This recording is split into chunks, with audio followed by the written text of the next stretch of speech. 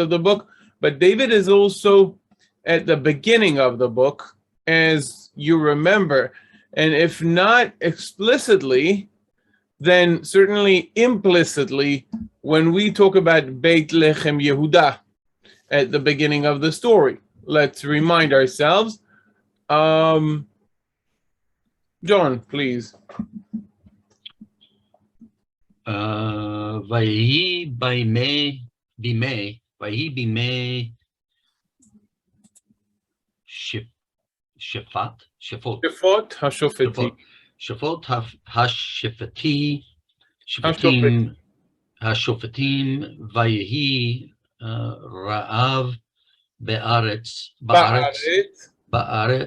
Vayelech Ish Mebeit Lachem Yehuda Lagur. That was in my modern Hebrew earlier. I did that. Lagur Bishdei. Oh, it's a good question. Just a second, Moav. Just a second, John. Let's take you. I didn't ask you to mention it, right?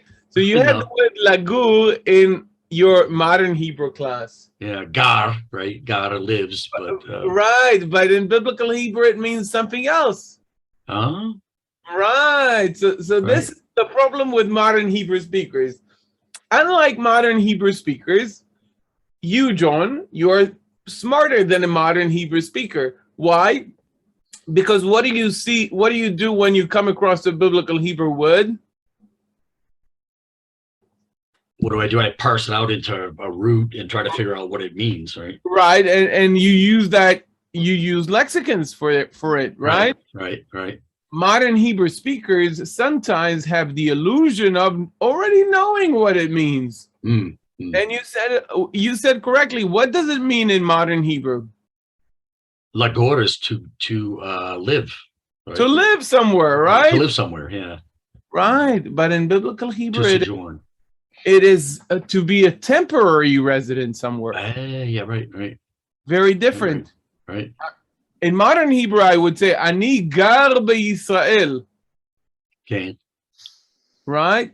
But in biblical Hebrew, okay, gar has a sense of a temporary resident. Okay? Interesting, because of the nature of the people in those times, right? They were nomadic, right? No. There are ways to settle somewhere, to be a citizen, to be an autochthonous person in a place, right? Kager ke'ezrach haaretz. You can see the echoing of this temporary or non-native resident by the word ger. What is a ger? Is a sojourner, right? Right. In biblical Hebrew, it's sojourner. Right. In post-biblical Hebrew, what is a ger?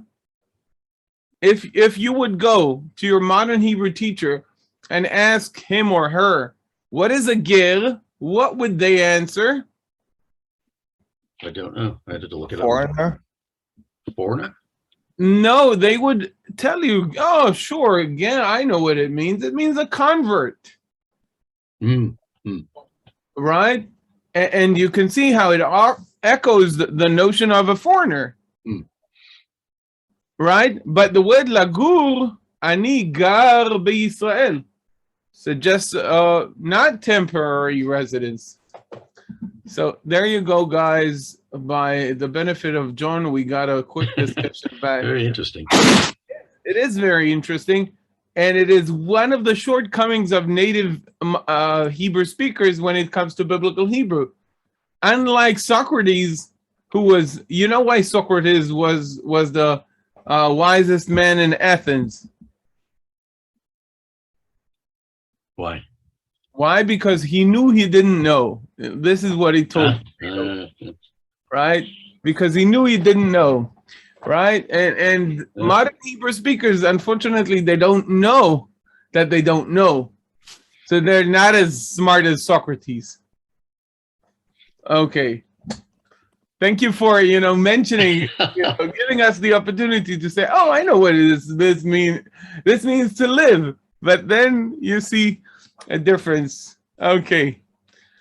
Yeah, Go ahead. that's fascinating though. Yeah, thank you for that. It's interesting. Sure. Thank you, guys. You present the opportunities. I'm here just to. You throw the balls. I'm here just standing with a bet, waiting. You know, in the yeah.